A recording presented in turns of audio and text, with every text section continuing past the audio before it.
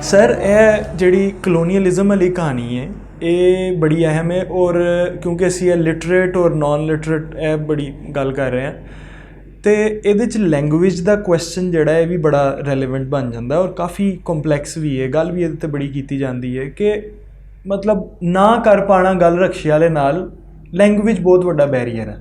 Language barrier ਹੈ, ਫਿਰ ਮਤਲਬ ਸਾਡਾ ਆਪਣੀ ਹਿਸਟਰੀ ਨਾਲ ਤਾਲੁਕ ਕੱਟਿਆ ਹੋਇਆ। ਜਿਹੜੀ ਅੰਗਰੇਜ਼ਾਂ ਦੇ ਆਉਣ ਤੋਂ ਪਹਿਲੇ ਦੀ ਹਿਸਟਰੀ ਸੀ ਉਹ ਮੋਸਟਲੀ ਪਰਸ਼ੀਅਨ ਕਿਤਾਬਾਂ ਦੇ ਵਿੱਚ ਹੈ, ਠੀਕ ਹੈ। ਫਾਰਸੀ ਨੂੰ ਜਿਸ ਤਰ੍ਹਾਂ ਯਾਨੀ ਉਹ ਕੀਤਾ ਗਿਆ ਫੇਜ਼ ਆਊਟ, ਹਾਂ ਉਹ ਹੈਗਾ।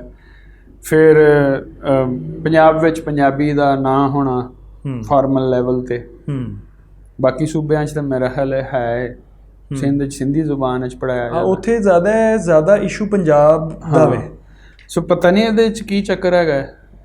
ਯਾਨੀ ਅਸੀਂ ਹੀ ਜ਼ਿਆਦਾ ਮਤਲਬ ਪੰਜਾਬੀ ਜਿਹੜੇ ਨੇ ਇਹਨਾਂ 'ਚ ਜ਼ਿਆਦਾ ਇਹ ਪ੍ਰੋਬਲਮ ਹੈ ਕਿ ਉਹ ਪੰਜਾਬੀ 'ਚ ਗੱਲ ਕਰਨਾ ਪਸੰਦ ਨਹੀਂ ਕਰਦੇ। ਅਗਲੀ ਜਨਰੇਸ਼ਨ ਨੂੰ ਅਸੀਂ ਪੰਜਾਬੀ ਬੋਲੇ ਬੱਚਾ ਤਾਂ ਲੱਗਦਾ ਬਦਤਮੀਜ਼ ਹੈ, ਠੀਕ ਹੈ। ਇਹ ਚੀਜ਼ਾਂ ਬਹੁਤ ਜ਼ਿਆਦਾ ਹੁਣ ਜ਼ਬਰਦਸਤ ਕਿਸਮ ਦੀਆਂ ਸਾਡੀ ਸੁਸਾਇਟੀ 'ਚ ਪਾਈਆਂ ਜਾਂਦੀਆਂ।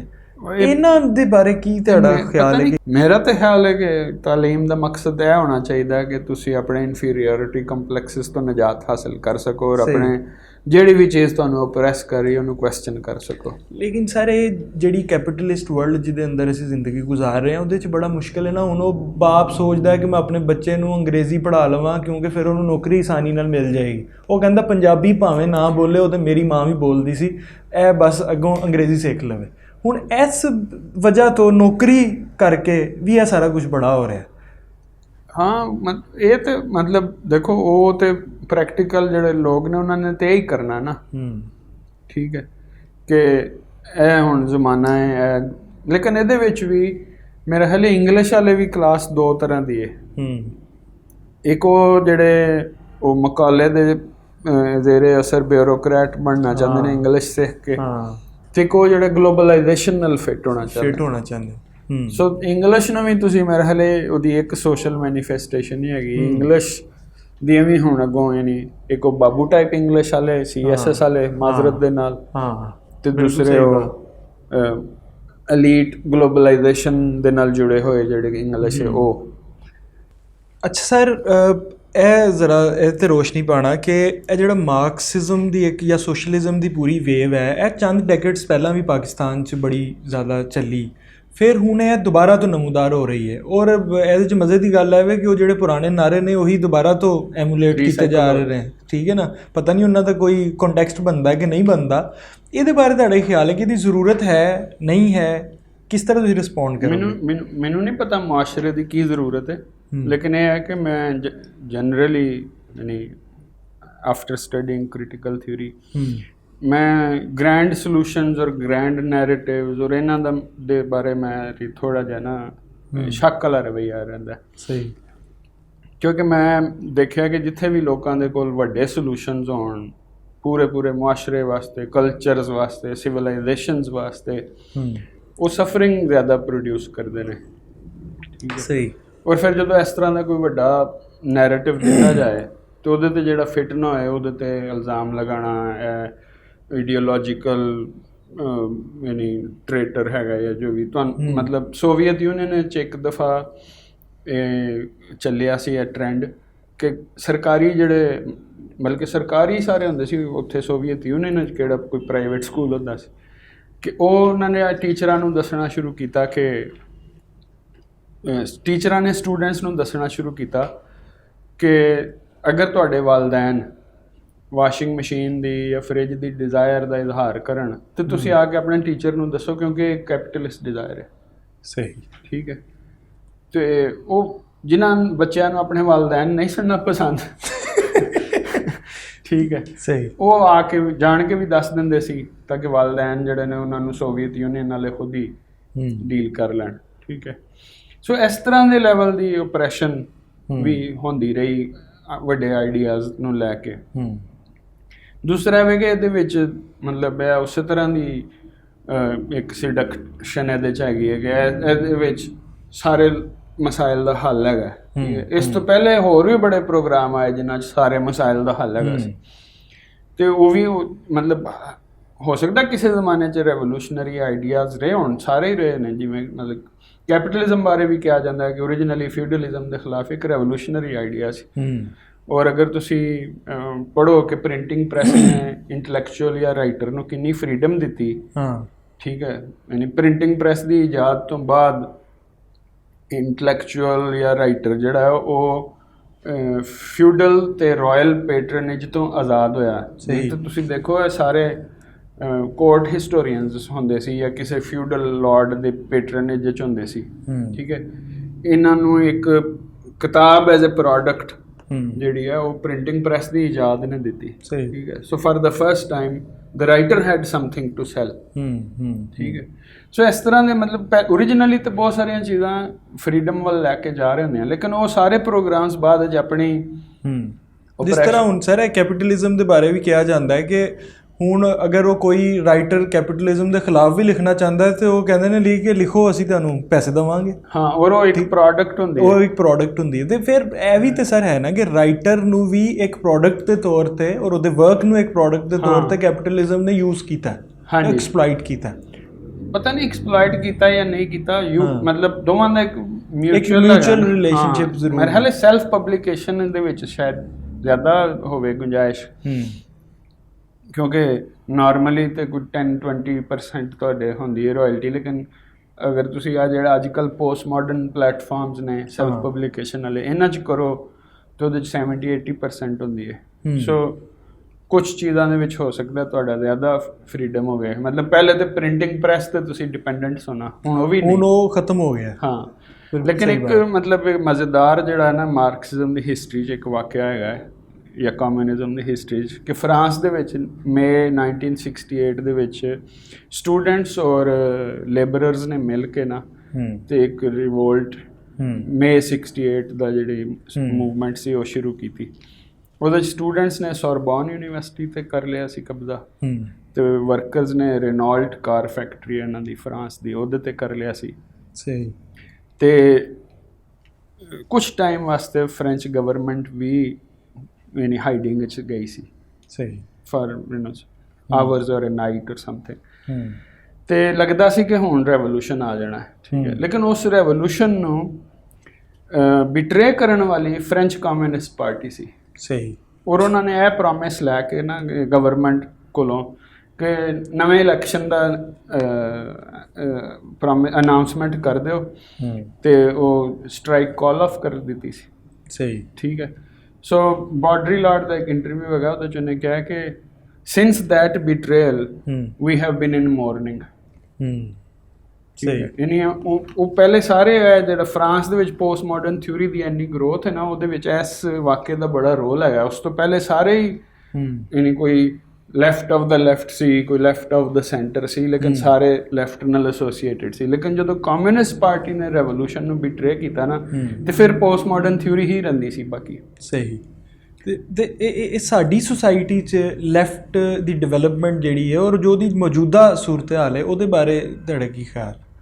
ਮੈਂ ਵੈਸੇ ਤਾਂ ਇੰਨਾ ਇਸ ਫਿਨੋਮੇਨਨ ਨੂੰ ਨਹੀਂ ਪੜ੍ਹਿਆ ਜਾਂ ਸਟੱਡੀ ਕੀਤਾ, ਲੇਕਿਨ ਮੈਨੂੰ ਲੱਗਦਾ ਕਿ ਮਤਲਬ ਬਹੁਤ ਸਾਰੇ ਲੋਕ ਜਿਹੜੇ ਨੇ ਉਹਨਾਂ ਨੂੰ ਚੁੱਕੇ ਇੱਕ 90 ਤੁਲੇ ਜਵਾਬਾਤ ਦੀ ਆਦਤ ਪਈ ਹੁੰਦੀ ਹੈ। ਸਹੀ। ਉਹ ਨਹੀਂ ਸਡਿਊਸ ਹੋ ਜਾਂਦੇ ਨੇ ਇੱਕ ਨਵੇਂ ਫਾਰਮੂਲੇ ਦੇ ਜ਼ਰੀਏ, ਠੀਕ ਹੈ। ਜਦੋਂ ਕਿ ਅਗਰ ਤੁਹਾਡੇ ਕੋਲ ਕੋਈ ਵੱਡਾ ਜਵਾਬ ਨਾ ਹੋਵੇ ਤਾਂ ਤੁਹਾਨੂੰ ਹਰ ਲਮਹੇ ਨਵਾਂ ਸੋਚਣਾ ਪੈਂਦਾ ਹੈ, ਠੀਕ ਹੈ, ਜਿਹੜਾ ਕਿ ਸ਼ਾਇਦ ਐਂਗਜ਼ਾਇਟੀ ਔਰ ਹੋਰ ਚੀਜ਼ਾਂ ਪ੍ਰੋਡਿਊਸ ਕਰੇ। ਉਹਨੇ ਹੀ ਯਕੀਨ ਦੇ ਨਾਲ ਉਹ ਮਤਲਬ ਇੱਕ ਹੋਰ ਚੀਜ਼ ਵੱਲ ਚਲੇ ਜਾਂਦੇ ਨੇ, ਠੀਕ ਹੈ। ਸਹੀ। ਔਰ ਉਸੇ ਤਰ੍ਹਾਂ ਦਾ ਫਾਸ਼ਿਜ਼ਮ ਉਹਨਾਂ ਦੇ ਅੰਦਰ ਵੀ ਪਾਇਆ ਜਾਂਦਾ। ਦੂਸਰਾ ਮਾਰਕਸਿਜ਼ਮ ਦੇ ਇੱਕ ਮਤਲਬ ਇੱਕ ਫਨੀ ਸਾਈਡ ਇਹ ਵੀ ਹੈਗੀ ਹੈ ਕਿ ਮਸਲਨ ਤੁਸੀਂ ਦੇਖਦੇ ਹੋ ਬਹੁਤ ਸਾਰੇ ਵੈਸਟਰਨ ਪਬਲਿਸ਼ਰਸ ਨੇ, ਉਹ ਸਿਰਫ ਲੈਫਟ ਦੀਆਂ ਕਿਤਾਬਾਂ ਛਾਪਦੇ ਨੇ, ਠੀਕ ਹੈ, ਔਰ ਪ੍ਰਾਈਵੇਟ ਪ੍ਰਾਪਰਟੀ ਦੇ ਖਿਲਾਫ ਕਿਤਾਬਾਂ ਛਾਪਦੇ ਨੇ, ਠੀਕ ਹੈ। ਲੇਕਿਨ ਜੇਕਰ ਤੁਸੀਂ ਉਹਨਾਂ ਦੀ ਕਿਤਾਬ ਪਾਇਰੇਟ ਕਰਕੇ ਆਨਲਾਈਨ ਚਾੜ ਦਿਓ, ਠੀਕ ਹੈ, ਤਾਂ ਉਹ ਤੁਹਾਨੂੰ ਲੀਗਲ ਨੋਟਿਸ ਭੇਜ ਦਿੰਦੇ ਨੇ ਸਾਡੀ ਇੰਟੈਲੈਕਚੁਅਲ ਪ੍ਰਾਪਰਟੀ ਤੁਸੀਂ ਪਾਇਰੇਟ ਕੀਤੀ ਹੈ, ਠੀਕ ਹੈ। ਸਹੀ ਬਾਤ। ਯਾਨੀ ਥਿਓਰੈਟੀਕਲੀ ਉਹਨੂੰ ਯਾਨੀ ਉਹ ਇੰਟਰਨਲਾਈਜ਼ ਨਹੀਂ ਕਰ ਸਕੇ। ਹਾਂ, ਯਾਨੀ ਇਹ ਜਿਹੜੀ ਮਾਰਕਸਿਸਟ ਪੂਰੀ ਟੈਂਡੈਂਸੀ ਹੈ ਇਹਦੇ ਵਿੱਚ ਵੀ ਕਮਿਟਮੈਂਟ ਦੀ ਕਮੀ ਇੱਕ ਬਹੁਤ ਵੱਡਾ ਨਹੀਂ, ਇਹ ਤੇ ਥੋੜਾ ਜਿਹਾ ਮਸਲਾ ਕਮਿਟਮੈਂਟ ਦੀ ਕਮੀ ਹੀ ਹੋਣੀ ਚਾਹੀਦੀ ਹੈ। ਸਹੀ। ਹਰ ਪਾਸੇ ਕਮਿਟਮੈਂਟ ਦੀ ਕਮੀ ਹੋਣੀ ਚਾਹੀਦੀ, ਸਹੀ, ਹਾਂ ਇਹ ਵੀ, ਤਾਂ ਕਿ ਸਫਰਿੰਗ ਨਾ ਵਧੇ। ਹਾਂ ਠੀਕ ਬਾਤ। ਨਹੀਂ ਤਾਂ ਲੋਕੀ ਇੱਕ ਦੂਜੇ ਨੂੰ ਜੱਜ ਕਰਨਾ ਸ਼ੁਰੂ ਕਰ ਦੇਣਗੇ। ਮੇਰੇ ਖਿਆਲ ਮੈਨੂੰ ਮੇਰੀ ਵੋਕੈਬੂਲਰੀ ਉਹਨਾਂ ਵਾਲੀ ਨਹੀਂ ਹੈਗੀ, ਨਹੀਂ ਤਾਂ ਮੈਨੂੰ ਯਾਦ ਰਹਿਣਾ ਸੀ ਕਿ ਇਹ ਮਤਲਬ ਬੂਰਜਵਾ ਆਈਡੀਓਲੋਜੀ ਸੀਡਿਊਸਡ ਹੈਗਾ ਬੂਰਜਵਾ ਲਾਈਫ ਸਟਾਈਲ ਨਾਲ ਜਾਂ ਵਗੈਰਾ ਵਗੈਰਾ। ਲੇਕਿਨ ਅਗਰ ਤੁਸੀਂ ਮਤਲਬ ਕਾਸਤਰੋ ਦੀਆਂ ਤਕਰੀਰਾਂ ਸੁਣੋ ਜਾਂ ਇਸ ਤਰ੍ਹਾਂ ਦੇ, ਉਹਨਾਂ ਦੇ ਕੋਲ ਜੱਜਮੈਂਟ ਹੀ ਜੱਜਮੈਂਟ ਹੈ ਇਨਸਾਨਾਂ ਬਾਰੇ। ਬਿਲਕੁਲ ਸਹੀ ਬਾਤ। ਅੱਛਾ, ਇੱਕ ਹੋਰ ਜਿਹੜੀ ਇੰਟਰਸਟਿੰਗ ਗੱਲ ਹੋਇਆ ਵੇ ਕਿ ਜਦੋਂ ਰੈਵੋਲੂਸ਼ਨ ਆ ਗਿਆ ਸੋਵੀਅਤ ਯੂਨੀਅਨ 'ਚ, ਠੀਕ ਹੈ, ਤੇ ਪ੍ਰੋਫਿਟ ਤੇ ਦਾ ਇੰਸਟੀਟਿਊਸ਼ਨ ਤੇ ਨਹੀਂ ਖਤਮ ਹੋਇਆ, ਠੀਕ ਹੈ, ਸਿਰਫ ਪ੍ਰੋਫਿਟ ਦੀ ਡਿਸਟ੍ਰੀਬਿਊਸ਼ਨ ਦਾ ਤਰੀਕਾ ਬਦਲ ਗਿਆ, ਠੀਕ ਹੈ। ਪਹਿਲੇ ਪ੍ਰਾਈਵੇਟ ਕੈਪੀਟਲਿਸਟ ਜੋ ਵੀ ਹੈ ਸੀ ਉਹ ਪ੍ਰੋਫਿਟ ਲੈ ਕੇ ਜਾਂਦਾ ਸੀ, ਠੀਕ ਹੈ, ਫਿਰ ਉਹ ਸਟੇਟ ਵੱਲ ਜਾਣ ਲੱਗ ਪਿਆ। ਸੋ ਸਟੇਟ ਦੀ ਬਿਊਰੋਕ੍ਰੇਸੀ ਫੈਸਲਾ ਕਰਦੀ ਸੀ ਕਿ ਉਸ ਜਿਹੜੀ ਵੀ ਚੀਜ਼ਾਂ ਦੀ ਸੇਲ ਹੋਈ ਹੈ ਉਹਦੇ ਪ੍ਰੋਫਿਟ ਨਾਲ ਕੀ ਕਰਨਾ ਹੈ, ਠੀਕ ਹੈ। ਪ੍ਰੋਫਿਟ ਨਹੀਂ ਅਬਾਲਿਸ਼ ਹੋਇਆ ਸੀ। ਸੋ ਕੁਝ ਲੋਕ ਕਹਿੰਦੇ ਨੇ ਕਿ ਉਹ ਸਟੇਟ ਕੈਪੀਟਲਿਜ਼ਮ ਸੀ। ਹਾਂ, ਸਟੇਟ, ਬਿਲਕੁਲ ਸਹੀ ਬਾਤ। ਹੁਣ ਇਸੇ ਤਰ੍ਹਾਂ ਚਾਈਨਾ ਦੇ ਕੈਪੀਟਲਿਜ਼ਮ ਨੂੰ ਰੈੱਡ ਕੈਪੀਟਲਿਜ਼ਮ ਕਿਹਾ ਜਾਂਦਾ ਹੈ। ਹਾਂ, ਇਹ ਸਾਡੀ ਹਿਸਟਰੀ 'ਚ ਵੀ ਬੁੱਟੋ ਦਾ ਜਿਹੜਾ ਸਟੇਟ ਸੋਸ਼ਲਿਜ਼ਮ ਉਹਨੂੰ ਕਿਹਾ ਜਾਂਦਾ ਕਿ ਉਹ ਵੀ ਇੱਕ ਬੜੀ ਵੇਵ ਸਾਡੇ ਆ ਰਹੀ ਹੈ।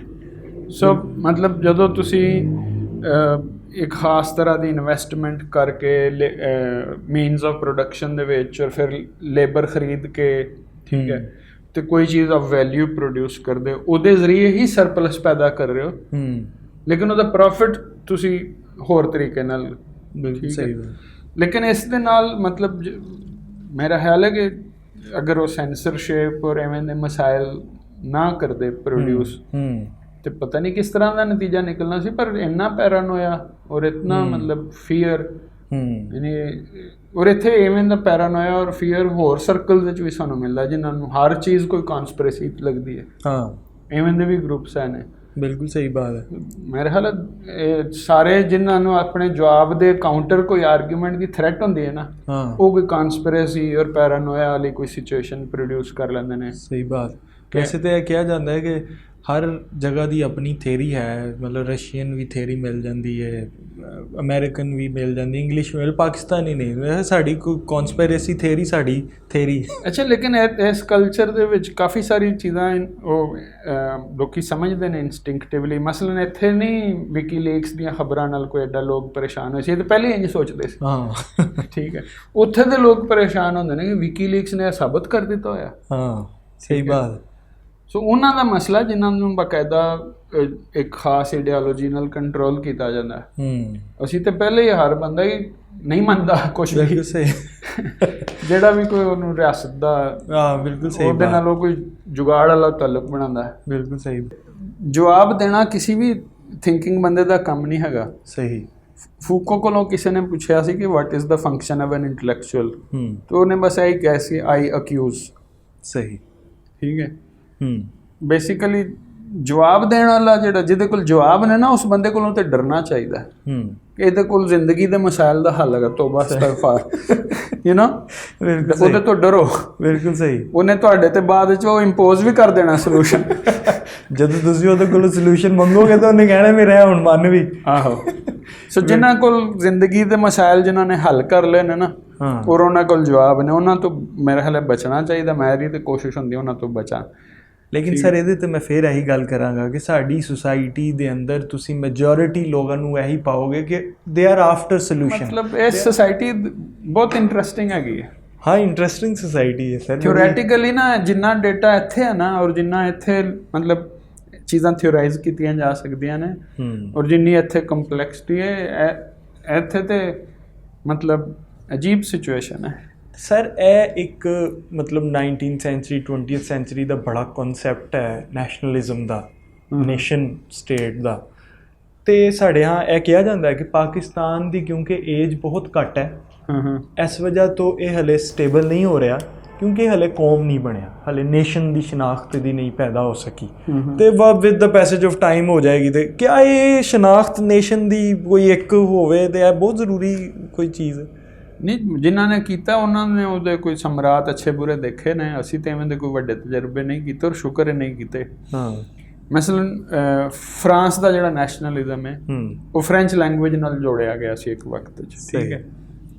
ਤੇ ਉਹਦੇ ਨਤੀਜੇ ਵਿੱਚ ਇਹ ਹੋਇਆ ਕਿ ਮਤਲਬ ਸ਼ੁਕਰ ਹੈ ਸਾਡੇ ਇੱਥੇ ਇਵੇਂ ਦੀਆਂ ਗੱਲਾਂ ਨਹੀਂ ਹੋਈਆਂ ਕਿ ਫਰੈਂਚ ਸਕੂਲਾਂ ਵਿੱਚ ਇੱਕ ਟਾਈਮ ਇਹ ਵੀ ਸੀ ਕਿ ਜਿਹੜਾ ਬੱਚਾ ਜਿਹੜਾ ਨਾ ਉਹ ਫਰੈਂਚ ਤੋਂ ਇਲਾਵਾ ਕੋਈ ਜ਼ੁਬਾਨ ਬੋਲਦਾ ਸੀ ਨਾ, ਉਹਨੂੰ ਖੋਤੇ ਦੇ ਕੰਨਾਂ ਵਾਲੀ ਟੋਪੀ ਇੱਕ ਪਹਿਨਾ ਦਿੱਤੀ ਜਾਂਦੀ ਸੀ। ਸਹੀ, ਠੀਕ ਹੈ। ਔਰ ਆਹਿਸਤਾ ਆਹਿਸਤਾ ਫਰੈਂਚ ਲੈਂਗੁਏਜ ਇੰਨੀ ਡੋਮੀਨੇਟ ਕਰ ਗਈ ਕਿ ਹੁਣ ਮਤਲਬ 95% ਤੋਂ ਜ਼ਿਆਦਾ ਲੋਕ ਫਰੈਂਚ ਬੋਲਦੇ ਨੇ। ਅੱਛਾ। ਲੇਕਿਨ ਹੋਰ ਜ਼ੁਬਾਨਾਂ ਵੀ ਹੈ ਸਨ। So linguistic nationalism, language based nationalism create ਕੀਤਾ ਗਿਆ। ਸਹੀ। ਔਰ ਉਹਦੇ ਨਤੀਜੇ ਬਹੁਤ ਸਾਰੇ ਲੋਕਾਂ ਨੂੰ ਰਿਜ਼ੈਂਟਮੈਂਟ, ਇੱਕ ਮੇਜਰ ਜ਼ੁਬਾਨ ਸੀ ਪ੍ਰੋਵੈਂਸਾਲ, ਉਹ ਲੋਕ ਹੁਣ ਘਰਾਂ 'ਚ ਸਿਰਫ ਬੋਲ ਸਕਦੇ ਨੇ। ਬਿਲਕੁਲ ਸਹੀ। ਠੀਕ ਹੈ। ਸੋ ਇਸ ਤਰ੍ਹਾਂ ਦੇ ਕਾਫੀ ਸਾਰੇ ਮਸਾਇਲ ਹਰ ਨੈਸ਼ਨਲਿਜ਼ਮ ਨਾਲ ਜੁੜੇ ਹੁੰਦੇ ਨੇ। ਠੀਕ ਹੈ। ਔਰ ਉਹ ਬੈਨੇਡਿਕਟ ਐਂਡਰਸਨ ਦਾ ਜਿਹੜਾ ਆਰਗੂਮੈਂਟ ਹੈ ਕਿ nationalism is actually the result of the printing press, ਕਿ ਉਹਦੇ ਨਾਲ ਅਖਬਾਰ ਛਪਣਾ ਸ਼ੁਰੂ ਹੋਏ। ਸਹੀ। ਤੇ ਇੱਕ ਹੀ ਕਹਾਣੀ ਇੱਕ ਬਾਰਡਰ ਤੋਂ ਲੈ ਕੇ ਦੂਸਰੇ ਬਾਰਡਰ ਤੱਕ ਸਰਕੂਲੇਟ ਕੀਤੀ ਜਾ ਸਕਦੀ ਸੀ। ਉਹਨੇ ਤਾਂ ਫਿਰ ਆਪਣੀ ਕਿਤਾਬ ਦਾ ਟਾਈਟਲ ਰੱਖਿਆ ਇਮੈਜਿਨਡ ਕਮਿਊਨਿਟੀਜ਼। ਸਹੀ। ਠੀਕ ਹੈ। ਕਿ a nation is a group of people who read the same newspapers. ਸਹੀ। ਠੀਕ ਹੈ। ਸੋ ਮੇਰੇ ਖਿਆਲ ਹੈ ਸਾਡੇ ਇੱਥੇ ਇਹ ਨੈਸ਼ਨਲਿਜ਼ਮ ਜਿਹੜੀ ਹੈ ਇੰਡਸਟਰੀਅਲ ਰੈਵੋਲੂਸ਼ਨ ਦੇ ਨਾਲ ਜੁੜੀ ਹੋਈ। ਬਿਲਕੁਲ। ਤੇ ਸਰ ਇਹਦੇ ਨਾਲ ਅਗਰ ਤੁਸੀਂ ਪ੍ਰਿੰਟਿੰਗ ਪ੍ਰੈਸ ਤੋਂ ਪਹਿਲੇ ਦਾ ਦੇਖੋ, ਠੀਕ ਹੈ, ਤੇ ਚੂੰਕਿ ਖਬਰਾਂ ਇਸ ਤਰ੍ਹਾਂ ਸਰਕੂਲੇਟ ਨਹੀਂ ਸੀ ਹੁੰਦੀਆਂ ਤੇ ਇਸ ਤਰ੍ਹਾਂ ਦਾ ਕੋਈ ਅਹਿਸਾਸ ਵੀ ਨਹੀਂ ਸੀ ਹੈਗਾ ਕਿ ਉਹ ਜਿਹੜਾ ਬੰਦਾ ਰਹਿ ਰਿਹਾ ਉੱਥੇ ਉਹ ਵੀ ਮੇਰੇ ਨਾਲ ਦਾ। ਠੀਕ ਹੈ। ਹੁਣ ਤੇ ਸਾਰੇ ਮਤਲਬ ਕੋਈ ਅਖਬਾਰ ਪੜ੍ਹਦਾ ਹੋਏਗਾ ਸੇਮ, ਕੋਇਟਾ 'ਚ ਵੀ ਤੇ ਗਿਲਗਿਤ 'ਚ ਵੀ। ਠੀਕ ਹੈ। ਤੇ ਅਸੀਂ ਕੋਈ ਗੱਲ ਸ਼ੇਅਰ ਕਰ ਸਕਦੇ ਹਾਂ। ਨਹੀਂ ਤਾਂ ਉਸ ਬੰਦੇ ਦੇ ਮਸਾਇਲ ਆਪਣੇ ਮੌਸਮ ਦੇ ਹਿਸਾਬ ਨਾਲ ਜਾਂ ਜੋ ਜ਼ਰਾਤ ਦੇ ਜਾਂ ਜੋ ਵੀ ਤੁਸੀਂ ਜ਼ਿਆਦਾ ਤੋਂ ਜ਼ਿਆਦਾ ਮੇਰੇ ਖਿਆਲ ਕਾਫਲੇ ਦੇ ਨਾਲ 50-60 ਕਿਲੋਮੀਟਰ ਰੋਜ਼ ਚੱਲ ਲੈਂਦੇ ਹੋਗੇ। ਬਸ ਨੇਸ਼ਨ ਇੰਨੀ ਕੁ ਹੁੰਦੀ ਸੀ। ਬਿਲਕੁਲ ਸਹੀ ਬਾਤ। ਯਾਨੀ ਵਿਲੇਜ ਤੋਂ ਵੱਡੇ ਆਈਡੀਆਜ਼ ਨਾਲ ਐਸੋਸੀਏਟ ਕਰਨਾ ਹਾਲੇ ਵੀ ਬੜਾ ਮੁਸ਼ਕਿਲ ਹੈ ਲੋਕਾਂ ਵਾਸਤੇ। ਇਹ ਜਿਹੜਾ ਬਰਾਦਰੀਜ਼ਮ ਨਹੀਂ ਨਾ ਸਾਡਾ ਜਾ ਰਿਹਾ, ਮਤਲਬ ਬਲਕਿ ਤੁਸੀਂ ਦੇਖੋ ਫੈਮਿਲੀ ਦਾ ਆਈਡੀਆ ਨੈਸ਼ਨਲਿਜ਼ਮ ਤੋਂ ਹਾਲੇ ਵੀ ਵੱਡਾ ਆਈਡੀਆ ਹੈ। ਬਿਲਕੁਲ ਸਹੀ। ਸਾਡੀ ਸੁਸਾਇਟੀ 'ਚ ਤਾਂ ਖਾਸ ਕਰ ਬਹੁਤ ਵੱਡਾ ਆਈਡੀਆ। ਇੱਥੇ ਪਿੰਡ, ਬਰਾਦਰੀ, ਫੈਮਿਲੀ, ਇਹਨਾਂ ਤੋਂ ਵੱਡਾ ਕਨਸੈਪਟ, ਕਿਉਂਕਿ ਸਾਰੀਆਂ ਚੀਜ਼ਾਂ ਅਸੀਂ ਨਹੀਂ ਖੁਦ ਇਵਾਲਵ ਕੀਤੀਆਂ ਤੇ ਨਹੀਂ ਇੰਟਰਨਲਾਈਜ਼ ਕਰ ਸਕਦੇ। ਔਰ ਮਤਲਬ ਜਦੋਂ ਇਵਾਲਵ ਕਰਨਗੇ, ਮਤਲਬ ਮੇਰਾ ਨਹੀਂ ਖਿਆਲ ਜ਼ਰੂਰੀ ਵੀ ਹੈਗਾ ਇਵਾਲਵ ਕਰਨਾ, ਨਹੀਂ ਇਸ ਤਰ੍ਹਾਂ ਦੀ ਕੋਈ ਨੈਸ਼ਨਲਿਸਟ ਸੋਚ ਬਣਾਉਣਾ। ਸਹੀ। ਮਤਲਬ ਹਾਲੇ ਨੈਸ਼ਨਲਿਜ਼ਮ ਪੂਰੀ ਤਰ੍ਹਾਂ ਹੋਇਆ ਨਹੀਂ ਤੇ ਉਹ ਗਲੋਬਲਾਈਜੇਸ਼ਨ ਆ ਗਈ। ਬਿਲਕੁਲ ਸਰ। ਇਹ ਦਰਮਿਆਨ 'ਚ ਮੈਂ ਉਹ ਇੱਕ ਕਲੋਨੀਅਲਿਜ਼ਮ ਵੀ ਪਾਉਣਾ ਚਾਹਾਂਗਾ ਕਿ ਇਹਦੇ ਨਾਲ ਕਲੋਨੀਅਲਿਜ਼ਮ ਦਾ ਰਿਸ਼ਤਾ ਨੈਸ਼ਨਲਿਜ਼ਮ ਦੇ ਨਾਲ ਔਰ ਫਿਰ ਪਲੱਸ ਅੱਗੇ ਗਲੋਬਲਾਈਜੇਸ਼ਨ ਦੇ ਨਾਲ ਤੁਸੀਂ ਕਹਿ ਸਕਦੇ ਹੋ, ਕਿਉਂਕਿ ਅਸੀਂ ਪਹਿਲਾਂ ਹੁਣੇ ਗੱਲ ਕੀਤੀ ਕਿ ਇੰਡਸਟਰੀਅਲ ਰੈਵੋਲੂਸ਼ਨ ਦੇ ਨਾਲ ਇਹ ਨੈਸ਼ਨਲਿਜ਼ਮ ਜੁੜਿਆ ਹੋਇਆ ਨਜ਼ਰ ਆਉਂਦਾ ਹੈ। ਹਾਂਜੀ। At the same time colonialism, colonies ਬਣਾਉਣਾ ਵੀ ਉਹਨਾਂ ਨੇ ਸ਼ੁਰੂ ਕੀਤੀਆਂ। ਹਾਂਜੀ। ਠੀਕ ਹੈ। ਆਪਣੀ ਮਾਰਕੀਟਸ ਬਣਾਉਣਾ ਸ਼ੁਰੂ ਕੀਤੀਆਂ। ਉਹਦਾ ਇੰਡਸਟਰੀਅਲ ਰੈਵੋਲੂਸ਼ਨ ਦੇ ਨਾਲ ਰਿਲੇਸ਼ਨਸ਼ਿਪ, ਉਹ ਤੇ ਉਹਨਾਂ ਦੀ ਇੰਡਸਟਰੀ ਮਤਲਬ ਉਹਦੇ ਵਾਸਤੇ ਰਾ ਮਟੀਰੀਅਲ ਹੀ ਕਾਲੋਨੀਜ਼ ਤੋਂ ਆਇਆ। ਮਾਨਚੈਸਟਰ ਦੀਆਂ ਮਿੱਲਾਂ ਵਾਸਤੇ ਸਾਊਥ ਏਸ਼ੀਆ ਤੋਂ ਕਾਟਨ ਗਈ ਤੇ ਉਹ ਡਿਵੈਲਪਮੈਂਟ ਸਾਨੂੰ ਇਸ ਚੀਜ਼ ਦੀ ਨਜ਼ਰ ਆਉਂਦੀ ਹੈ ਨਾ ਕਿ ਕਿਸ ਤਰ੍ਹਾਂ। ਤੇ ਉਹ ਹੀ ਮੈਂ ਤੁਹਾਡੇ ਕੋਲੋਂ ਸਵਾਲ ਕਰ ਰਿਹਾ ਕਿ ਇਹ ਜਿਹੜੀ ਹੁਣ ਗਲੋਬਲਾਈਜੇਸ਼ਨ ਦਾ ਕਨਸੈਪਟ ਹੈ, ਹਾਂਜੀ, ਇਹਦਾ ਤੁਸੀਂ ਕਿਸੇ ਤਰ੍ਹਾਂ ਕਲੋਨੀਅਲ ਥਾਟ ਜਾਂ ਉਸ ਤੋਂ ਪਿੱਛੇ ਨੈਸ਼ਨਲ ਥਾਟ ਦੇ ਨਾਲ ਰਿਲੇਸ਼ਨਸ਼ਿਪ ਕਿਸ ਤਰ੍ਹਾਂ ਦੇਖਦੇ? ਕੋਈ ਹੈ, ਨਹੀਂ ਹੈ? ਇਹਦੀ ਕੀ ਰੀਜ਼ਨ ਹੈ? ਕਿਉਂਕਿ ਅਗਰ ਉਹ ਇੰਡਸਟਰੀ ਦੇ ਰੈਵੋਲੂਸ਼ਨ ਦੇ ਨਾਲ ਜੁੜਿਆ ਹੋਇਆ ਤੇ ਇਹ ਜਿਹੜੀ ਅੱਜ IT ਦੀ ਰੈਵੋਲੂਸ਼ਨ ਹੈ ਉਹਦੇ ਨਾਲ ਬੜਾ ਇਹਦਾ ਰਿਸ਼ਤਾ ਨਜ਼ਰ ਆਉਂਦਾ। ਮੇਰਾ ਖਿਆਲ ਇੱਕ ਤੇ ਇਹਦੇ ਵਿੱਚ ਇਹ ਮਸਲਾ ਹੈਗਾ ਕਿ ਲੀਨੀਅਰ ਸੋਚ ਜਿਹੜੀ ਹੈ ਨਾ, ਉਹਦਾ ਮਸਲਾ ਹੈਗਾ ਕਿ ਪਹਿਲੇ ਫਿਊਡਲ ਸੁਸਾਇਟੀ ਹੁੰਦੀ ਹੈ, ਫਿਰ ਮਾਡਰਨ ਸੁਸਾਇਟੀ ਹੁੰਦੀ ਹੈ, ਫਿਰ ਪੋਸਟ ਮਾਡਰਨ ਸੁਸਾਇਟੀ ਹੁੰਦੀ ਹੈ। ਠੀਕ ਹੈ। ਤੇ ਮਤਲਬ ਸੁਸਾਇਟੀ ਇੰਜ ਇਸ ਟ੍ਰਾਂਜੀਸ਼ਨ 'ਚੋਂ ਗੁਜ਼ਰਦੀ ਹੈ। ਠੀਕ ਹੈ। ਇਹ ਤਾਂ ਵੈਸਟ ਦੀ ਲੀਨੀਅਰ ਮਾਡਲ ਹੈਗਾ ਨਾ। ਸਾਡੇ ਇੱਥੇ ਫਿਊਡਲ ਏਜ ਵੀ ਮੇਰੇ ਹਾਲੇ ਹੋਏਗੀ ਬਹੁਤ ਸਾਰੇ ਏਰੀਆ ਵਿੱਚ। ਬਿਲਕੁਲ ਸਹੀ। ਠੀਕ ਹੈ। ਨਾਲ ਟ੍ਰੇਨਾਂ, ਟੈਲੀਫੋਨ ਉਹ ਵੀ ਆ ਗਿਆ, ਮੋਡਰਨਿਟੀ ਵਾਲੀ ਟੈਕਨੋਲੋਜੀਜ਼ ਵੀ ਕੁਛ ਆ ਗਈਆਂ। ਠੀਕ ਹੈ। ਉਸ ਤੋਂ ਬਾਅਦ ਪੋਸਟ ਮੋਡਰਨਿਟੀ ਵਾਲੀਆਂ ਵੀ ਟੈਕਨੋਲੋਜੀਜ਼ ਆ ਗਈਆਂ, ਫੇਸਬੁੱਕ, ਟਵਿੱਟਰ। ਠੀਕ ਹੈ। ਜਿਹੜੀਆਂ ਨੇਸ਼ਨ ਸਟੇਟ ਤੋਂ ਬਾਹਰ ਤੁਹਾਡੇ ਰਾਬਤੇ ਕਰ ਦਿੰਦੇ ਹਨ। ਠੀਕ ਹੈ। ਸੋ ਸਾਡੇ ਤੇ ਉਹ ਸਾਰੀਆਂ ਚੀਜ਼ਾਂ ਸਾਈਮਲਟੇਨੀਅਸਲੀ ਚੱਲ ਰਹੀਆਂ। ਇੱਕ ਬੰਦਾ ਕਿਸੇ ਵਡੇਰੇ ਦੇ ਕੋਲੋਂ ਡਾਂਟ ਵੀ ਖਾ ਸਕਦਾ ਹੈ ਤੇ ਫੇਸਬੁੱਕ ਤੇ ਕੁਛ ਹੋਰ ਵੀ ਕਰ ਸਕਦਾ ਹੈ। ਉਹਨੂੰ ਫੇਸਬੁੱਕ ਤੇ ਲਾ ਵੀ ਸਕਦਾ। ਆਹੋ ਇਹ ਹੋ ਰਿਹਾ ਹੈ। ਹਾਂ ਹੋ ਰਿਹਾ ਬਿਲਕੁਲ ਸਹੀ ਬਾਤ। ਠੀਕ ਹੈ। ਸੋ ਇਸ ਤਰ੍ਹਾਂ ਦਾ ਲੀਨੀਅਰ ਇੱਕ ਤਾਂ ਸਾਡਾ ਮਤਲਬ ਨਹੀਂ ਹੈਗੀ ਟ੍ਰੈਜੈਕਟਰੀ। ਉਹਦੇ ਦਰਮਿਆਨ ਅਸੀਂ ਮੋਡਰਨਿਟੀ ਮਰਹਲੇ ਜਿਹੜੀ ਇੰਡਸਟਰੀਅਲ ਮੋਡਰਨਿਟੀ ਸੀ ਉਹ ਤੇ ਸਾਡੀ ਸਕਿਪ ਕਰਾਈ ਗਈ। ਉਹ ਤੁਸੀਂ ਸ਼ਸ਼ੀ ਥਰੂਰ ਦੀ ਕਿਤਾਬ ਦੇਖ ਲਓ, ਐਨ ਈਰਾ ਆਫ ਡਾਰਕਨੈਸ, ਉਹਦਾ ਤੇ ਆਰਗੂਮੈਂਟ ਇਹ ਹੈਗਾ ਕਿ ਅਸੀਂ ਕਲੋਨੀਅਲਿਜ਼ਮ ਦੇ ਦੌਰਾਨ ਡੀ ਇੰਡਸਟਰੀਅਲਾਈਜ਼ ਹੋਏ। ਸਹੀ। ਔਰ ਉਹ ਕੁਛ ਇਸ ਤਰ੍ਹਾਂ ਦੇ ਸਟੈਟਿਸਟਿਕਸ ਵੀ ਹੈਗੇ ਨੇ ਕਿ ਜਦੋਂ ਕੋਲੋਨਾਈਜ਼ਰ ਨਹੀਂ ਸੀ ਆਇਆ ਤੇ ਪੂਰੀ ਦੁਨੀਆ ਦੇ GDP 'ਚ ਇਸ ਏਰੀਆ ਦਾ ਹਿੱਸਾ 25% ਸੀ, ਜਦੋਂ ਗਿਆ ਤੇ ਕੋਈ 3% ਜਾਂ 4% ਸੀ। ਠੀਕ ਹੈ। ਸੋ ਇਹਦਾ ਮਤਲਬ ਹੈ ਯਾਨੀ ਜਿਹੜੀ ਇਕਨੋਮਿਕ ਪ੍ਰੋਡਕਟਿਵਿਟੀ ਦੀ ਕਪੈਸਿਟੀ ਸੀ ਇੱਥੇ ਇਸ ਉਹ ਪੂਰੀ ਦੁਨੀਆ ਦੇ 1/4 ਸੀ। ਠੀਕ ਹੈ। ਉਹ 150-200 ਸਾਲ ਦੇ ਉਹਨਾਂ ਤਜਰਬਿਆਂ ਤੋਂ ਬਾਅਦ ਅਸੀਂ ਡੀ ਇੰਡਸਟਰੀਅਲਾਈਜ਼ ਹੋਏ। ਠੀਕ ਹੈ। ਹੁਣ ਉਹਦਾ ਵੀ ਬਲੇਮ ਅਗਰ ਸਾਨੂੰ ਦਿੱਤਾ ਜਾਏ ਕਿ ਇਹ ਤੇ ਕੌਮ ਸੁਧਰ ਹੀ ਨਹੀਂ ਸਕਦੀ, ਇਹ ਤੇ ਕੁਝ ਕਰਨਾ ਹੀ ਨਹੀਂ ਚਾਹੁੰਦੇ, ਬਈ ਸਾਡੇ ਨਾਲ ਤਜਰਬੇ ਥੋੜੇ ਹੋਏ ਨੇ। ਬਿਲਕੁਲ ਸਹੀ ਬਾਤ ਹੈ। 2000 ਸਾਲ ਤੋਂ ਮੇਰੇ ਖਿਆਲ ਤਜਰਬੇ ਹੀ ਹੋ ਰਹੇ ਨੇ।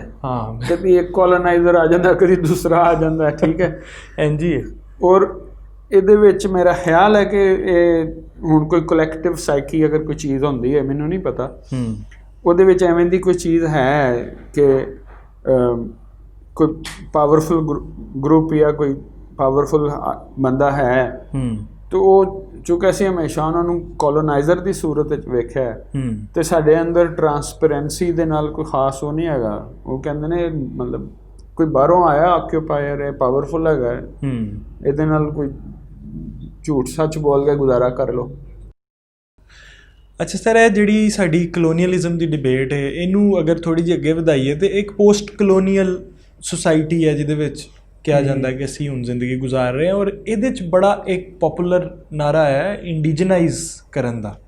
ਅਤੇ ਜਦੋਂ ਅਸੀਂ ਇੰਡੀਜਨਾਈਜ਼ ਕਰਨਾ ਆ, ਮਤਲਬ ਡੀਕੋਲੋਨਾਈਜ਼ ਕਰਨ ਵਾਸਤੇ, ਅਤੇ ਪਹਿਲਾਂ ਤਾਂ ਮੈਂ ਚਾਹਾਂਗਾ ਕਿ ਤੁਸੀਂ ਥੋੜ੍ਹਾ ਜਿਹਾ ਇੰਡੀਜਨਾਈਜ਼ ਨੂੰ ਇਲੈਬੋਰੇਟ ਵੀ ਕਰ ਦੇਵੋ, ਅਤੇ ਫਿਰ ਤੁਹਾਡਾ ਕੀ ਟੇਕ ਹੈ ਕਿ what do we mean by indigenization, is it really possible? ਮੇਰਾ ਖਿਆਲ ਹੈ ਕਿ ਇਸ ਤਰ੍ਹਾਂ ਦਾ ਸੋਚਣਾ ਨਾ ਕਿਸੇ ਕਲਚਰ ਬਾਰੇ ਇੱਕ ਹੋਰ ਤਰ੍ਹਾਂ ਦਾ ਰਵੱਈਆ ਹੈ। ਯਾਨੀ ਤੁਸੀਂ ਸਮਝ ਲਿਓ ਕਿ there is one moment in a culture's history ਵਿਚ ਇਜ਼ ਦੀ ਆਥੈਂਟਿਕ ਮੋਮੈਂਟ। ਉਹ ਨਹੀਂ ਤੁਸੀਂ ਲੋਕੇਟ ਕਰ ਸਕਦੇ। ਸਹੀ। ਅਗਰ ਤੁਸੀਂ ਦੇਖੋ ਸਾਊਥ ਏਸ਼ੀਆ ਵਿੱਚ ਸੰਸਕ੍ਰਿਤ ਵੀ ਬਾਹਰੋਂ ਆਈ। ਠੀਕ ਹੈ। ਹਾਰਮੋਨੀਅਮ ਵੀ ਬਾਹਰੋਂ ਆਇਆ। ਠੀਕ ਹੈ। ਹੁਣ ਇੱਥੇ ਮਤਲਬ ਤਬਲਾ ਔਰ ਹਾਰਮੋਨੀਅਮ ਦੀ ਜਿਹੜੀ ਜੁੜਤ ਹੈ ਉਹ ਲੱਗਦਾ ਹੀ ਨਹੀਂ ਕਿ ਬਾਹਰੋਂ ਆਈਆਂ ਨੇ। ਬਿਲਕੁਲ ਸਹੀ ਬਾਤ। ਠੀਕ ਹੈ। ਇਸੇ ਤਰ੍ਹਾਂ ਮੇਰਾ ਖਿਆਲ ਹੈ ਸ਼ਲਵਾਰ ਕਮੀਜ਼ ਵੀ ਬਾਹਰੋਂ ਆਈ ਸੀ ਸੈਂਟਰਲ ਏਸ਼ੀਆ ਤੋਂ। ਸਹੀ। ਠੀਕ ਹੈ।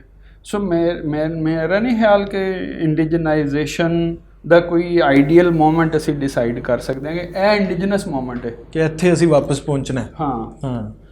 ਔਰ ਲਿਵਿੰਗ ਕਲਚਰ ਹੁੰਦੇ ਨੇ। ਠੀਕ ਹੈ। ਉਹ ਹਰ ਟਾਈਮ ਇੱਕ ਫਲਕਸ ਦੀ ਸੂਰਤ ਹਾਲ 'ਚ ਹੁੰਦੇ ਨੇ। ਠੀਕ ਹੈ। ਕਦੀ ਕੋਈ ਪ੍ਰਿੰਸਲੀ ਸਟੇਟਸ ਸਨ, ਫਿਰ ਮਤਲਬ ਪ੍ਰਿੰਸਲੀ ਸਟੇਟਸ ਤੇ ਜਦੋਂ ਗੱਲ ਜਾਏਗੀ ਫਿਰ ਨਹੀਂ ਹੈ ਇੰਡੀਜਨਸ ਨਹੀਂ, ਜਾਂ ਮਤਲਬ ਇੰਡੀਜਨਸ ਵਿਦਆਊਟ ਐਨੀ ਓਪਰੈਸ਼ਨ। ਠੀਕ ਹੈ। ਫਿਰ ਇੰਡੀਜਨਾਈਟੀ ਦੇ ਵੀ ਕੁਝ ਐਸੀ ਚੀਜ਼ਾਂ ਨੇ ਜਿਹੜੀਆਂ ਅਨਐਕਸੈਪਟੇਬਲ ਹੋਣਗੀਆਂ। ਠੀਕ ਹੈ। ਮਤਲਬ ਕਾਸਟ ਸਿਸਟਮ ਜਾਂ ਸਤੀ ਜਾਂ ਜਿਹੜੇ ਇੰਡੀਜਨਾਈਜ਼ ਕਰਨਾ ਚਾਹੁੰਦੇ ਨੇ ਉਹ ਵੀ ਇੰਡੀਜਨਾਈਜੇਸ਼ਨ ਨੂੰ ਉਸ ਤਰ੍ਹਾਂ ਟੋਟਲ ਐਕਸੈਪਟੈਂਸ ਉਹਦੇ ਕੁਝ ਪਹਿਲੂਆਂ ਨੂੰ ਸ਼ਾਇਦ ਨਾ ਦੇ ਸਕਣ। ਠੀਕ ਹੈ। ਮਸਲ ਮਲਾਮਤੀ ਸੂਫੀਆਂ ਦੀ ਇੱਕ ਪੂਰੇ ਇੱਕ ਤਰੀ ਹੈ, ਲਾਈਫ ਸਟਾਈਲ ਹੈ। ਠੀਕ ਹੈ। ਉਹ ਕਿਆ ਉਹ ਇੰਡੀਜਨਾਈਟੀ 'ਚ ਨਹੀਂ ਆਉਂਦੇ ਨੇ। ਬਿਲਕੁਲ ਸਹੀ ਬਾਤ। ਫਿਰ ਮਤਲਬ ਅਮੀਰ ਖੁਸਰੋ, ਉਹਨਾਂ ਦੇ ਸਾਰੇ ਰਵਾਇਤ। ਠੀਕ ਹੈ। ਕਵਾਲੀ, ਇਹਦੇ ਨਾਲ ਕੁਝ ਲੋਕਾਂ ਨੂੰ ਹੈ। ਠੀਕ ਹੈ। ਸੋ ਇੰਡੀਜਨਾਈਟੀ ਦੀ ਕਿਹੜੀ ਸਾਈਡ? ਔਰ ਅਗਰ ਤੁਸੀਂ ਦੇਖੋ ਕਲੋਨੀਅਲਿਜ਼ਮ ਦੀ ਤਾਰੀਖ ਤੇ ਜਿਹੜੇ ਓਰੀਐਂਟਲਿਸਟ ਸਨ ਬ੍ਰਿਟਿਸ਼ ਐਮਪਾਇਰ ਦੇ ਨਾਲ ਜਿਹੜੇ ਇੱਥੇ ਆਏ ਸੀ ਈਸਟ ਇੰਡੀਆ ਕੰਪਨੀ ਨਾਲ, ਉਹਨਾਂ ਦਾ ਇਤਿਹਾਸ ਜਿਹੜਾ ਬਣਿਆ ਸੀ ਉਹ ਬ੍ਰਾਹਮਣ ਔਰ ਮੁੱਲਾ ਦੇ ਨਾਲ ਬਣਿਆ ਸੀ। ਸਹੀ। ਠੀਕ ਹੈ। ਅਤੇ ਕਿਆ ਉਹ ਮੁੱਲਾ ਉਦੋਂ ਪਹਿਲੇ ਇੱਥੇ ਮੌਜੂਦ ਨਹੀਂ ਸੀ? ਹੈ ਸੀ। ਬਿਲਕੁਲ ਸਹੀ ਹੈ। ਠੀਕ ਹੈ। ਅਸੀਂ ਅਚਾਨਕ ਉਹਨੂੰ ਮਿਲਾਨ ਨਹੀਂ ਕਰ ਸਕਦੇ। ਉਹ ਮਤਲਬ ਉਹਦਾ ਇੱਕ ਅਲਾਇੰਸ ਜੋ ਨਵੀਂ ਅਪਰਚੁਨਿਟੀ ਪੈਦਾ ਹੋਈ ਤੇ ਬ੍ਰਾਹਮਣ ਨੇ ਵੀ ਉਹ ਅੰਗਰੇਜ਼ਾਂ ਨਾਲ ਅਲਾਇੰਸ ਬਣਾਇਆ। ਸਹੀ। ਤੇ ਮੁੱਲਾ ਨੇ ਵੀ ਬਣਾਇਆ। ਸਹੀ। ਤੇ ਇਸ ਤਰ੍ਹਾਂ ਤੁਹਾਨੂੰ ਹੋਰ ਵੀ ਦੁਨੀਆ ਦੇ ਮੁਖਤਲਿਫ ਮੁਲਕਾਂ 'ਚ ਤੁਹਾਨੂੰ ਮਿਸਾਲਾਂ ਮਿਲਣਗੀਆਂ। ਮਸਲਨ ਨਿਊਜ਼ੀਲੈਂਡ ਦੇ ਵਿੱਚ ਇੱਕ ਟਰਾਈਬ ਸੀ, ਉਹਨਾਂ ਨੇ ਕੋਲੋਨਾਈਜ਼ਰ ਨਾਲ ਇਸ ਵਜ੍ਹਾ ਤੋਂ ਅਲਾਇੰਸ ਬਣਾਇਆ ਕਿ ਇਹ ਸਾਨੂੰ ਗਨਸ ਦੇਣਗੇ, ਠੀਕ ਹੈ, ਤੇ ਜਿਸ ਟਰਾਈਬ ਨਾਲ ਸਾਡੀ ਦੁਸ਼ਮਣੀ ਹੈ ਨਾ ਉਹਨਾਂ ਕੋਲ ਸਿਰਫ ਨੇਜ਼ੇ ਨੇ, ਸਹੀ, ਜਾਂ ਤਲਵਾਰਾਂ ਨੇ, ਜਾਂ ਜੋ ਵੀ ਟ੍ਰੈਡੀਸ਼ਨਲ ਵੈਪਨਸ ਨੇ, ਹਾਂ, ਠੀਕ ਹੈ। ਤੇ ਉਹਨਾਂ ਨੇ ਕੋਲੋਨਾਈਜ਼ਰ ਨੂੰ ਪਤਾ ਨਹੀਂ ਕਿਸ ਤਰ੍ਹਾਂ ਯਾਨੀ ਐਕਸੈਪਟ ਕੀਤਾ ਜਾਂ ਕਿਸ ਦੁਸ਼ਮਣੀ ਦੇ ਤਹਿਤ ਉਹਦੇ ਨਾਲ ਅਲਾਇੰਸ ਬਣਾਇਆ, ਪਰ ਗਨਸ ਲੈ ਕੇ ਉਹ ਅਸਲ ਵਿੱਚ ਤਾਂ ਉਹਨਾਂ ਦਾ ਮਕਸਦ ਸੀ। ਬਿਲਕੁਲ ਸਹੀ। ਸੋ ਔਰ ਫਿਰ ਇੰਡੀਜੀਨਾਈਟੀ ਦੇ ਵਿੱਚ ਹੀ ਇੱਥੇ ਠੱਗੀ ਦੀ ਰਵਾਇਤ ਸੀ। ਸਹੀ ਹੈ। ਸੋ ਉਹ ਨਹੀਂ, ਠੱਗਸ ਜਿਹੜੀਆਂ ਹਰਕਤਾਂ ਕਰਦੇ ਰਹੇ ਉਹ ਮਤਲਬ ਲੋਕਾਂ ਨੂੰ ਨਹੀਂ ਐਕਸੈਪਟੇਬਲ ਹੋਣਗੀਆਂ, ਪਰ ਉਹ ਇੰਡੀਜਨਸ ਕਲਚਰ ਦਾ ਹਿੱਸਾ ਸੀ। ਬਲਕਿ ਗਾਂਧੀ ਨੇ ਆਪਣੀ ਕਿਤਾਬ ਹਿੰਦ ਸਭਾ ਰਾਜ 'ਚ ਲਿਖਿਆ ਕਿ ਲੋਕਲ ਮਸਲਾ ਸੀ ਤੇ ਸਾਨੂੰ ਲੋਕਲ ਤਰੀਕੇ ਨਾਲ ਹੱਲ ਕਰਨਾ ਚਾਹੀਦਾ ਸੀ, ਜਿਵੇਂ ਆ ਕੇ ਅੰਗਰੇਜ਼ਾਂ ਨੇ ਕੀਤਾ ਇਹ ਨਹੀਂ ਸੀ ਕਰਨਾ ਚਾਹੀਦਾ। ਇਹਦਾ ਮਤਲਬ ਹੈ ਯਾਨੀ ਠੱਗੀ, ਰੱਸਾਗੀਰੀ, ਇਸ ਤਰ੍ਹਾਂ ਦੀਆਂ ਵੀ ਰਵਾਇਤ ਤੇ ਹੈ ਸਨ, ਔਰ ਪੂਰੇ ਕਲਟ ਸਨ। ਬਿਲਕੁਲ ਸਹੀ। So indigeneity is not a defined thing, you can't really say. ਔਰ ਅਗਰ ਤੁਸੀਂ ਪੜ੍ਹੋ ਮਕਾਲੇ ਦੇ ਡਰਾਫਟ ਦਾ, ਇਹਨੇ ਜਿਹੜਾ ਪੀਨਲ ਕੋਡ ਡਰਾਫਟ ਕਰਿਆ ਸੀ, ਉਹਦੇ ਵਿੱਚ ਜਿਹੜਾ ਸ਼ੁਰੂ ਦਾ ਮਸਲਾ ਇਹ ਵੇ ਕਿ ਬੰਗਾਲ 'ਚ ਕੁਝ ਹੋਰ ਲਾ ਹੈ, ਬੰਬੇ ਦੇ ਵਿੱਚ ਕੁਝ ਹੋਰ ਲਾ ਹੈ, ਔਰ ਉਦੋਂ ਉਹਦੇ ਵਾਸਤੇ ਲਫ਼ਜ਼ ਲਾ ਵੀ ਨਹੀਂ ਸੀ ਯੂਜ਼ ਹੁੰਦਾ, ਰੈਗੂਲੇਸ਼ਨਸ ਯੂਜ਼ ਹੁੰਦਾ ਸੀ। ਸਹੀ, ਠੀਕ ਹੈ। ਸੋ ਮੁਖਤਲਿਫ ਏਰੀਆ ਵਿੱਚ ਮੁਖਤਲਿਫ ਲਾਜ਼ ਬਣਾਏ ਹੋਏ ਸੀ, ਔਰ ਉਹ ਉੱਥੇ ਦੀ ਲੋਕਲ ਰਿਐਲਿਟੀਜ਼ ਦੇ ਹਿਸਾਬ ਨਾਲ ਉਹਨਾਂ ਨੇ ਡਿਵਾਈਜ਼ ਕੀਤੇ ਸੀ, ਲੋਕਲ ਐਲੀਟ ਨਾਲ ਰਲ ਕੇ ਮਸ਼ਵਰੇ ਕਰਕੇ ਵਗੈਰਾ ਵਗੈਰਾ। ਔਰ ਫਿਰ ਲੋਕਲ ਹਾਇਰਾਰਕੀਜ਼ ਦਾ ਤਾਂ ਸਾਨੂੰ ਸਾਰਿਆਂ ਨੂੰ ਪਤਾ ਹੈ ਕਿ ਕਾਸਟ ਸਿਸਟਮ ਕਿੰਨਾ ਪ੍ਰੈਵਲੈਂਟ ਜਾਂ ਕਿਤਨਾ ਓਪਰੈਸਿਵ ਜਾਂ ਜੋ ਵੀ ਹੈਗਾ ਸੀ। ਸੋ ਅਸੀਂ ਇੰਡੀਜੀਨਾਈਟੀ ਦੀ ਜਦੋਂ ਗੱਲ ਕਰਦੇ ਹਾਂ ਤਾਂ ਬੜੀ ਸਿੰਪਲਿਸਟਿਕ ਜਿਹਾ ਨਾ ਕਿ ਜੀ the native is the solution. ਇੱਕ ਆਰਟੀਕਲ ਹੈਗਾ ਰੇ ਚਾਓ ਦਾ, where have all the natives gone, ਠੀਕ ਹੈ, ਉਹਦੇ 'ਚ ਉਹਨੇ ਕਿਹਾ ਗਿਆ ਹੈ ਕਿ ਅਸਲ 'ਚ ਇਮੇਜ ਹੈਗਾ। ਸਹੀ, it's nothing beyond N image. ਔਰ ਇੱਕ ਆਈਡੀਅਲ ਇਮੇਜ ਜਿਹਾ ਬਣਾ ਲਿਆ ਜਾਂਦਾ ਹੈ ਔਰ ਉਸ ਨੂੰ ਕਿਹਾ ਜਾਂਦਾ ਹੈ ਸੋਲੂਸ਼ਨ ਹੈ ਕਲੋਨੀਅਲਿਜ਼ਮ ਦੇ ਨੇ ਜਿਹੜੇ ਮਸਾਇਲ ਇੰਟਰੋਡਿਊਸ। ਯਾਨੀ ਅਸੀਂ ਪਹਿਲਾਂ ਮਾਰਕਸਿਜ਼ਮ ਦੀ ਗੱਲ ਕਰ ਰਹੇ ਸਾਂ, ਫਿਰ ਅਸੀਂ ਆ ਇੰਡੀਜਨਾਈਜੇਸ਼ਨ ਦੀ ਵੀ ਗੱਲ ਕਰੀਏ। ਇਹਨੂੰ ਜਿਹੜਾ ਵੀ ਹੈ ਮਤਲਬ ਬਿਗ ਨੈਰੇਟਿਵਸ ਨੇ, ਇਹਨਾਂ ਨੂੰ ਜਦੋਂ ਅਸੀਂ ਇੱਕ ਖਾਸ ਸੋਲੂਸ਼ਨ ਦੇ ਤੌਰ 'ਤੇ ਪੇਸ਼ ਕਰਨੇ ਆ ਨਾ, ਤਾਂ that becomes again a problem. ਹਾਂਜੀ, ਰਾਈਟ। ਜ਼ਿੰਦਗੀ ਤਾਂ ਇਸ ਤਰ੍ਹਾਂ ਹੀ ਹੈਗੀ ਨਾ, ਇਹਦੇ 'ਤੇ ਕੋਈ ਵੱਡਾ ਜਵਾਬ ਫਿੱਟ ਨਹੀਂ ਹੁੰਦਾ। ਹਰ ਪਾਸੋਂ ਕੋਈ ਨਾ ਕੋਈ ਚੀਜ਼ ਐਕਸੈਪਸ਼ਨਲ ਜਿਹੀ ਨਿਕਲ ਆਏਗੀ। ਬਿਲਕੁਲ ਸਹੀ ਬਾਤ। ਅੱਛਾ ਸਰ, ਇੱਕ ਸਿਰਫ ਗੱਲ ਮੈਂ ਥੋੜ੍ਹੀ ਜਿਹੀ ਅੱਗੇ ਵਧਾਉਣਾ ਚਾਹਾਂਗਾ, ਜਿਹੜੀ ਇੰਡੀਜਨਸ ਸਾਈਡ ਹੈ ਉਹਦੇ ਬਾਰੇ ਨਾਲ, ਕਿ ਜਿਹੜੀ ਸੂਫੀਜ਼ਮ ਹੈ, ਹਾਂਜੀ, ਹੁਣ ਉਹਦਾ ਟ੍ਰੈਡੀਸ਼ਨ ਸਾਡੇ ਹਾਂ ਬਹੁਤ ਜ਼ਿਆਦਾ ਸਟਰੋਂਗ ਸੀ, ਹਾਲੇ ਵੀ ਹੈ, ਔਰ ਹਲੇ ਵੀ ਮਤਲਬ ਆਮ ਜਿਹੜਾ ਇਨਸਾਨ ਹੈ ਉਹਨਾਂ ਦੀ ਤਾਦਾਦ ਬਹੁਤ ਜ਼ਿਆਦਾ ਜਿਹੜੇ ਹੈ ਮੰਨਦੇ ਨੇ ਸਾਰੀ ਸਪਿਰਿਚੁਅਲ। ਹਾਂਜੀ, ਇੰਡੀਜਨਸ ਸਪਿਰਿਚੁਅਲਿਟੀ ਦੀਆਂ ਸ਼ਕਲਾਂ ਦੇ ਉੱਤੇ ਤੁਸੀਂ ਕੋਈ ਵੀ ਆਈਡੀਓਲੋਜੀ ਲਗਾਉਣਾ ਚਾਹੋ ਨਹੀਂ ਲੱਗਦੀ। ਬਿਲਕੁਲ ਸਹੀ ਬਾਤ ਹੈ। ਇਹ ਤੁਹਾਨੂੰ ਕੀ ਲੱਗਦਾ ਹੈ ਕਿ with the passage of time ਅੱਜ ਕੱਲ੍ਹ ਹੈ ਜਿਹੜੀ ਪੋਸਟ ਮਾਡਰਨਿਟੀ ਹੈ, ਇਹਦੇ ਨਾਲ ਇਹ ਕਿਸ ਤਰ੍ਹਾਂ are they able to go side by side, ਜਾਂ ਇਹਨਾਂ ਦੇ ਦਰਮਿਆਨ ਵੀ ਕੋਈ? ਉਹਨਾਂ ਨੂੰ ਤਾਂ ਕੋਈ ਮਸਲਾ ਨਹੀਂ, ਆਈਡੀਓਲੌਗਸ ਨੂੰ ਮਸਲਾ ਹੋ ਸਕਦਾ। ਮਸਲਾ ਉਹ ਤੇ ਉਹਨਾਂ ਦੇ ਤੇ ਮਤਲਬ ਸਾਇੰਸ ਹੋਰ ਜਾਂ ਅਲਨ ਫਕੀਰ ਆ ਕੇ ਕੋਕ ਸਟੂਡੀਓ ਨਾਲ ਵੀ ਗਾ ਦੇਣਗੇ।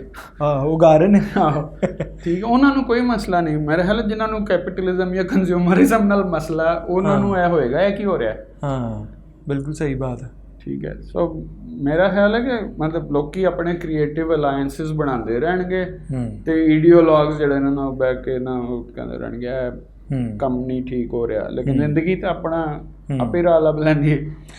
ਇਹ ਆਪਣੀ ਡਿਸਕਸ਼ਨ ਨੂੰ ਹੁਣ ਥੋੜ੍ਹਾ ਜਿਹਾ ਅਸੀਂ ਰਾਊਂਡ ਆਊਟ ਕਰੀਏ, ਤੇ ਕਿਸ ਨੁਕਤੇ 'ਤੇ ਤੁਸੀਂ ਆਪਣੀ ਡਿਸਕਸ਼ਨ ਨੂੰ ਖ਼ਤਮ ਕਰਨਾ ਚਾਹੋਗੇ? ਕੋਈ ਸੋਲੂਸ਼ਨ ਅਸੀਂ ਨਹੀਂ ਦੇ ਰਹੇ, ਉਸ ਪਾਸੋਂ ਮੇਰੇ ਵੱਲੋਂ ਜਵਾਬ ਹੈ।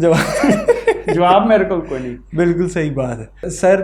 Thank you very much doctor Saeed, ਤੁਸੀਂ ਇੱਥੇ ਆਏ, ਸਾਡੇ ਇਸ ਇੰਡੇਵਰ ਦਾ ਤੁਸੀਂ ਹਿੱਸਾ ਬਣੇ ਹੋ। ਕੋਈ ਮਸਲਾ, ਬਹੁਤ ਮਜ਼ੇਦਾਰ ਡਿਸਕਸ਼ਨ ਰਹੀ। ਮੇਰਾ ਖਿਆਲ ਇਹ ਹੈ ਕਿ ਮਤਲਬ ਜਿਸ ਬੰਦੇ ਦੇ ਕੋਲ ਵੀ ਕੋਈ ਤੁਹਾਡੇ ਮਸਾਇਲ ਦਾ ਹੱਲ ਹੋਵੇ ना, ਉਸ ਨੂੰ ज़रा शक नाल वेखना। बिल्कुल सही। सो डॉक्टर सईदुर रहमान की तरफ से और हमारी तरफ से इस बात की माजरत कि बग़ैर किसी सॉल्यूशन दिए हुए हम अपनी गुफ्तगू का अख्ताम कर रहे हैं, क्योंकि we believe in one thing that to define is to limit. Doctor Saeedur Rahman हमारी सोसाइटी के एक ऐसे इंटेलेक्चुअल हैं जिन्होंने हमें हमारी पाकिस्तानी लाइफ के बारे में हर एस्पेक्ट से बताया। फैमिली का क्या रोल है, हमारे आपस में रिश्ते किस तरह से चलते हैं, हम जो ज़ुबान इस्तेमाल करते हैं उसका हमारे ऊपर क्या असर होता है, हमारी तारीख़ का हमारे ऊपर असर किस तरह से रहा है। और यही तमाम अनासर हैं किसी भी लाइफ को डिफ़ाइन करने के लिए। हमें अपनी ज़िंदगी पर गौर करना चाहिए और किसी भी ऑलरेडी डिफ़ाइंड डेफिनेशन ऑफ लाइफ जो पाकिस्तानी लाइफ की मौजूद है, शायद उसको फॉलो करने से बचना चाहिए और ख़ुद थ्योराइज़ करने की कोशिश करनी चाहिए, ताकि हम true indigenous definition of our life जो है उसको समझ सकें। हमारे साथ रहने का बहुत शुक्रिया।